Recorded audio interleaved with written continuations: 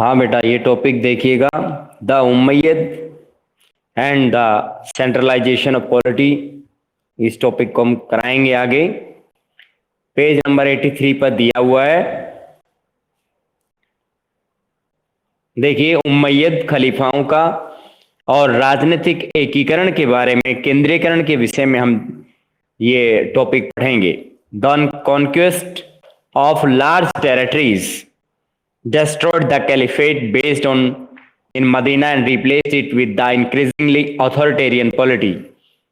यहाँ पर एक बहुत ही व्यापक क्षेत्र, खिलाफत का जो क्षेत्र था, खलीफाओं का जो क्षेत्र था, उसको जीत लिया गया था, जो कि मदीना पर डिपेंड कर रहा था। इसके अंदर मदीना में इस तरह का साम्राज्य डेवलप हो गया था, replaced it with increasingly authoritarian policy, और पूरी तरीके से यहां पर एक सर्वसत्तावाद वाली राजनीति देखने को मिल रही थी। The Umayyad implemented a series of political measures which consolidated their leadership within the ummah. Umayyad जो खलीफा थे, उन्होंने राजनीति में एक क्रम सिद्धांत को अपनाया था, उसको लागू किया, और इससे उम्मा की जो संस्था थी उसका नेतृत्व सुगठित हो गया। The first Umayyad caliph Muawiya moved his capital to Damascus. पहला जो उमैयद खलीफा था उसका नाम मुआविया था, और उसने अपनी राजधानी दमिश्कस में बनाई। अडॉप्टेड द कोर्ट सेरेमनीज, और उसने उस समय सभी तरह के प्रशासनिक नियमों विनियमों का पालन किया। And administrative institutions of the Byzantine empire, और बाइजेंटाइन साम्राज्य के अंदर प्रशासकीय संस्थाओं की नींव रखी। He also introduced hereditary succession.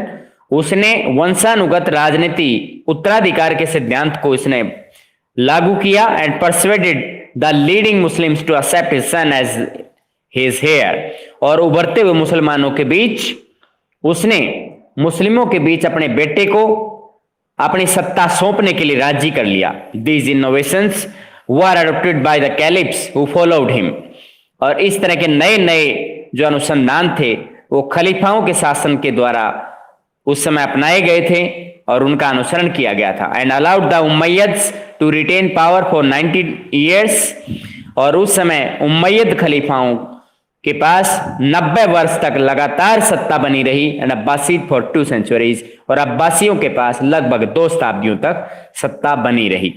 Umayyad state was now an imperial power. Umayyad शासन जो था वो एक शाही शासन बन चुका था। No longer based directly on Islam, जो कि इस्लाम से सीधा प्रत्यक्ष संबंध नहीं था, बट ऑन स्टेट क्राफ्ट, जबकि राजेत्र संस्था के तौर पर यह इस तरह का नियंत्रण था। And loyalty of the Syrian troops, और सीरियाई सैनिकों की वफादारी के आधार पर टिका हुआ था।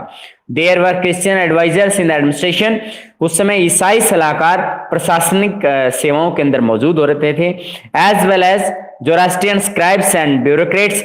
उस समय जोरास्ट्रियन लेखक होते थे, और उस समय नौकरशाही के अंदर भी वो शामिल रहते थे। However Islam continued to provide legitimacy to their rule. हालांकि इस्लाम के अंदर मुस्लिमों ने अपने शासन को वैधता प्रदान करने की कोशिश की। Umayyad always appealed for, Umayyad हमेशा अपील करते रहते थे unity and suppressed rebellions in name of Islam, इस्लाम के नाम पर। तो यहाँ पे हमने अब्दुल मलिक के विषय में पूरा उस समय पढ़ा चुके थे। अब्दुल मलिक के मौद्रिक सुधार प्रणाली के विषय में, इनके तीनों क्वाइन सिस्टम के बारे में बता चुके हैं। अब हमें अब्बासी खलीफाओं की जो क्रांति है उसको हमें लेके चलना है आगे। देखिए, for their success in centralise the Muslim polity. उस समय मुस्लिम राजनीति के अंदर केंद्रीय महत्व को समझते हुए, उसकी सफलता को देखते हुए, the Umayyad paid a heavy price. तो उमैयदों को इसका बहुत ही भारी भुगतान करना पड़ा।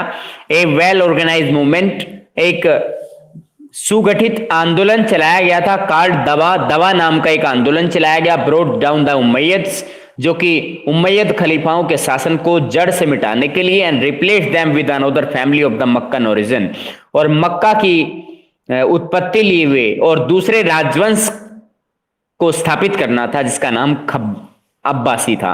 द अब्बासीद इन 750, जो कि 750 ईस्वी में अब्बासी खलीफाओं के द्वारा स्थापित कर दिया गया।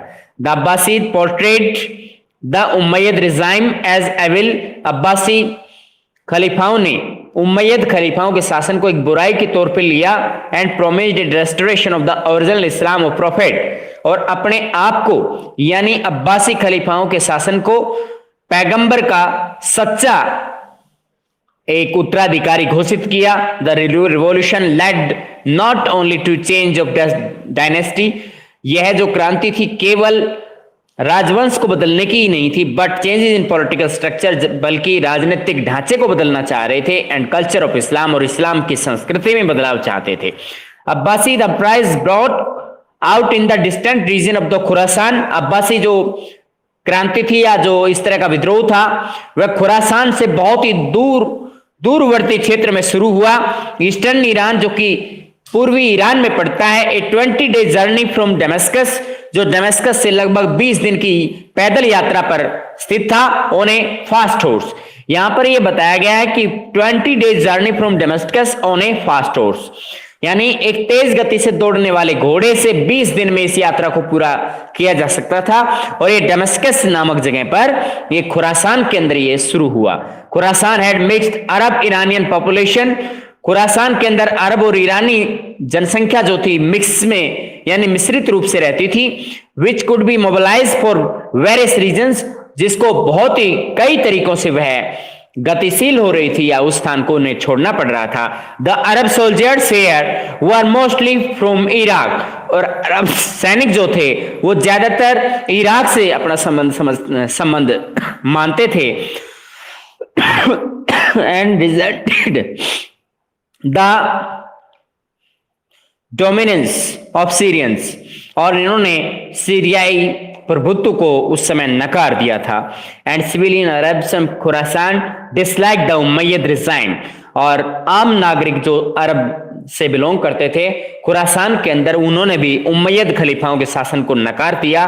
For having made promises of tax concessions, क्योंकि उनके साथ पहले उन्होंने वादा किया था कि हम आपको टैक्स में छूट देंगे, लेकिन उन्हें टैक्स में छूट नहीं दी गई। Umayyad regime for having made promises of tax concession, tax concession करने की छूट देने का वादा किया लेकिन पूरा नहीं किया। And privileges which were never fulfilled, और उनको कुछ विशेषाधिकार देने की भी बात की गई थी, वो भी उन्हें कभी नहीं दिए गए। As for the Iranian Muslims, जिन्हें मवाली कहा जाता है, यानी कुछ ईरानी मुसलमान भी वहां रहते थे जिन्हें मवाली कहा जाता था। They were exposed to the scorn of the race conscious Arab, और यहाँ पर जो अरब क्षेत्र में रहने वाले लोगों के बीच जो नस्ल भेद की जो बातें थी उन्होंने उसे सबके सामने ला दिया। Were eager to join any campaign to oust the Umayyads, और वे उमैयद खलीफाओं के शासन को समाप्त करने के लिए किसी भी हद तक जा सकते थे, किसी के भी साथ जुड़ सकते थे। अब्बासी डिसेंडेंट ऑफ अब्बास, अब्बासी अपने आप को अब्बास का उत्तराधिकारी मानते थे। द प्रोफेट्स अंकल, जो कि पैगंबर मोहम्मद के चाचा होते थे। Mustard the support of the various dissident groups, जिसको बहुत ही अधिक समूह की सहायता उसे प्राप्त थी। Legitimize their bid for power by promising that a messiah या Mahdi from the family of prophet Ahl al Bayt would liberate them from the oppressive Umayyad regime, और लोगों के साथ वादा किया उन्होंने कि हम आपको कुछ ही समय के बाद पैगंबर मोहम्मद के वास्तविक जो उनके उत्तराधिकारी हैं उनके नियंत्रण में लेके जाएंगे, वो आपको एक वैधता प्रदान करेंगे आपके शासन को, और आपको इस तरह के उम्मयद खलीफाओं के जो कष्टप्रद शासन है इसे निजात दिलाएंगे। Their army was led up by Iranian slave, और उनकी जो सेना थी वो ईरानी दासों के द्वारा, ईरानी दास के द्वारा बनाई गई थी। अबू मुस्लिम जिसका नाम था Abu Muslim, who defeated the last Umayyad caliph Marwan, जिसने अंतिम उम्मयद खलीफे को मारवान नदी पर हरा दिया था in the battle at the river जब। मारवान नाम का शासक है, याद रखिएगा, मारवान शासक है, नदी का नाम है जब। जब नदी पर लड़ाई में मारवान जो कि अंतिम उम्मयद शासक था, उसने अबू मुस्लिम ने उसे हरा दिया। अबू मुस्लिम एक दास था अंडर अब्बासीद रूल, उस समय अब्बासियों के शासन के अंदर। अरब इन्फ्लुएंस डिक्लाइंड, उस समय अरबों के प्रभाव को नकार दिया गया। While the importance of Iranian culture increase, और धीरे धीरे करके ईरानी संस्कृति का प्रभाव बढ़ रहा था। Abbasids establish their capital at Baghdad, अब्बासी लोगों ने अपनी राजधानी बगदाद में स्थापित की। Near the ruins of ancient Iranian metropolis, जो कि प्राचीन ईरानी एक बड़े शहर के अवशेष भी उसके पास में मौजूद थे, जिसे टेसिफोन के नाम से जाना जाता था, जो कि टेसिफोन नाम का एक महानगर होता था। उसके अवशेषों के साथ में ही इस बगदाद राजधानी को स्थापित किया गया। Army and bureaucracy were reorganized on a non tribal basis to ensure great participation by Iraq and Khurasan, और सेना और नौकरशाही का पुनर्गठन उस समय किया गया, जो गैर कबीलाई आधार पर किया गया। इराक और खुरासान के अंदर बड़ी संख्या में लोगों की सदस्यता इसमें सुनिश्चित की गई। Abbasid ruler strengthen the religious status, और अब्बासी शासक धार्मिक स्टेटस को मजबूती से रखना चाह रहे थे। फंक्शन ऑफ द कैलिफेट, और खलीफाओं के कार्यों को भी सुनिश्चित कर देना चाहते थे। पैट्रोनाइज इस्लामिक इंस्टीट्यूशंस, और उसने कुछ पितृसत्तात्मक संस्थाएं जो कि इस्लाम को समर्पित थी वो भी स्थापित की। एंड स्कॉलर्स, और कुछ विद्वान भी इससे जोड़े। But they were forced by the needs of government and empire to retain the centralised nature of the state,